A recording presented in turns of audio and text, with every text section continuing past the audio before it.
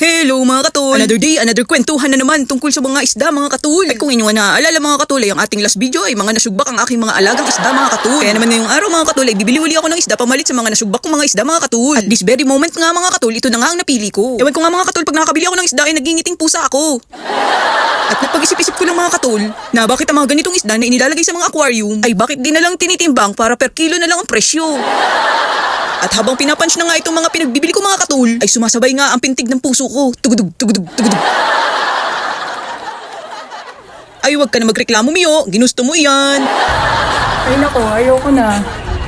Ayoko na. Ay, salapad ka na naman, boy.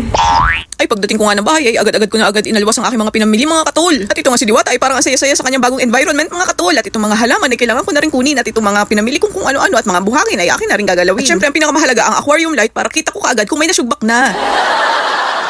At sinimulan ko na ang aking Mission Impossible mga katol. First step nga mga katol ay hinugasan ko mga bato-batong bagong bili ko at nilagay ko na agad sa garapon. At pinantay ko lang ang mga patas nito sa garapon mga katol. At nilagay ko na rin ang mga talbos ng kamote mga katol. At pag na-set up na ito, lagyan na lang natin ng tubig. At napansin ko nga mga katol na ang talbos ng kamoting nilagay ko ay nakahimlay na kaya pinilit kong sundutin ito. At talaga naman mga katol ang aking lahat ng mission na ginagawa sa buhay ay nagiging ulaga ako. Umawas ang tubig.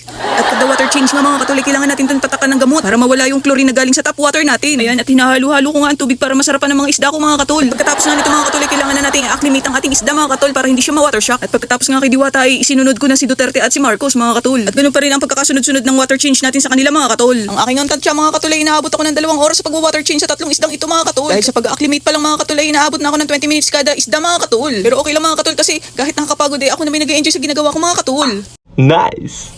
Ayun at makikita niyo tuwan-tuwa na rin pati si Duterte mga katol. Kaya naman isinunod ko na rin isa lang si Marcos mga katol. Talaga namang ang itsura ko dito mga katol ay para lang akong kinder na nagluluto-lutuan mga katol. Hindi nga mga katol at hindi ako nagkakamaling budbura ng paminta at suka itong garapon. Pagkatapos ko nga silang may water change mga katol, itinuto ko agad sila sa heater dahil itong panahon na ito ay winter. At ngayon ko nga lang ito natapos i-edit mga katol dahil sa sobrang busy ko simula nang dumami yung aking mga alagang isda mga katol. Wala akong oras mag-edit talaga. At ngayon inabot na ako ng summer mga katol bago ko pa matapos i-edit ang mga video.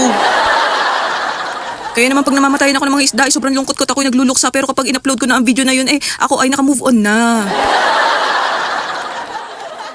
Yan mga katol, tapos na tayo mag-water change at nilalagay ko na nga yung ilaw. At ito nga pala si Diwata, masayang-masaya na siya at presko na. At halata mong naninibago siya sa bago niyang garapon mga katol. At ito naman si Marcos mga katol, ayan. At ito naman si Pokwang ang aasawahin ni Diwata mga katol. At iyan na silang apat, si Marcos, si Pokwang, si Diwata. At syempre, si Duterte. At pagkatapos ko nga mag-water change mga katol ay makikipagtitigan pa ako ng mga 3 kalahating oras dyan sa mga isdang yan mga katol. Yata ni, babu! Nice!